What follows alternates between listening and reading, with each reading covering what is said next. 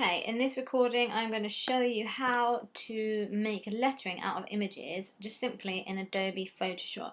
Now you could do this in Illustrator, but I think it's probably easier to stick with Photoshop for this. So what you will have done is probably opened up an image and then deleted the background, and there is a tutorial on how to do that. It isn't on an apple, it's on a rabbit, but that's fine. You can still learn how to do that if you haven't learned how to do it.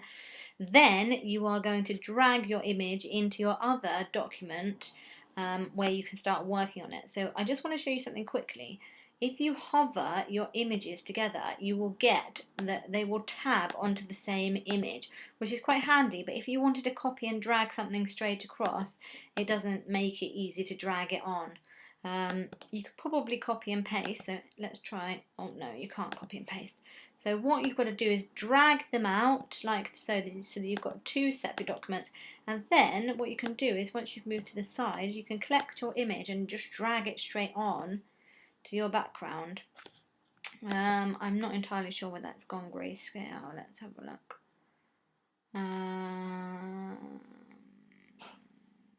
Screen mode. No, I don't know why it's gone.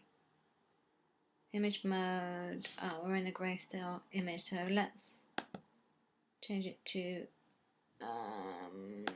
this. Okay. Now let's just delete that a minute because we're on the wrong image mode. So if you found that actually your page was set up to grayscale like that, that would be the reason why. And you can go into image mode and you can see there that it gives you different options. Mine was set to grayscale, which was what I didn't want, which is why my image went black and white. So you can change your thing there, can't you? So let's just get rid of that, fill the whole background white and start again.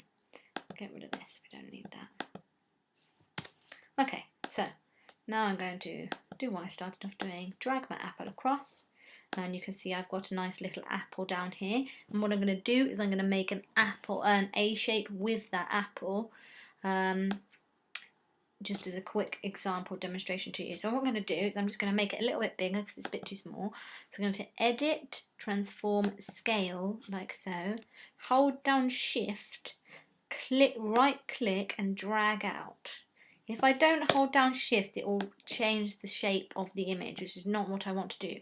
And then a simple way to just copy this out is when I've got my black arrow selected, and the black arrow is what we use to move everything around, if I hold down Alt at the same time, you can see that I get another little arrow behind. And what that means is if I then right click on it and drag it out, it will copy it for me, which is brilliant because that way I can really easily, really quickly copy something out. And I'm just going to keep copying like so. And if I'm not quite happy, I'll just move it down a little bit. Keep copying like so. Good, and you can see what I've got is I've got all of my little apples. They're all on different layers at the moment, like that. And what I can do is if I wanted to move those layers, which I do want to do, is I can select all of them at once, like that, by holding down. So I click at the bottom, hold shift, and then click to the top, and then I will have all of those selected, and then I can move them however I want. And at the minute, I just want to change the angle at which they're all sort of rotated. So I'm going to go to transform, I'm going to go to rotate like so, and then I'm just going to move them slightly like this, so I've got a better stack of apples. Then what I want to do is I want to select them all again and drag them out so I've got another whole set of layers. So I'm going to just click and drag, and if I hold down shift, you see what happens? If I hold down shift, it keeps it exactly in line. If I take shift off, I can move it wherever I want. I'm still holding down Alt and click at the same time. Haven't let go of them. If I hold down shift, it will drag out equal distance, which is exactly what I want. And then you can see those layers I've dragged out are all still selected in blue. And what I'm going to do is I'm going to transform them by flipping them horizontal, like so. And then we now have a lovely selection of apples, and what's going to happen is I'm going to start to make this look a bit like an A shape. So I'm going to deselect those now that they've been done, by clicking, oh, maybe just have to click at the top like that. So click back onto one of the layers, and then what I want to do is I want to drag out another one of these apples. And what will help at this time is if we click on auto select layer, and what will happen then is if I click on a different apple, you can see that it's moving here and it's selecting different layers as I go.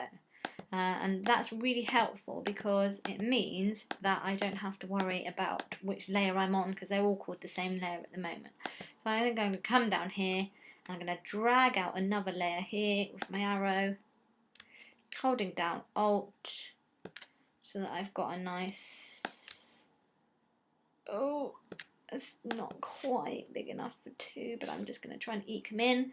And then, do we need to have an apple at the top, on the top of it, to make it look okay as a final finished A shape? Yes, we do.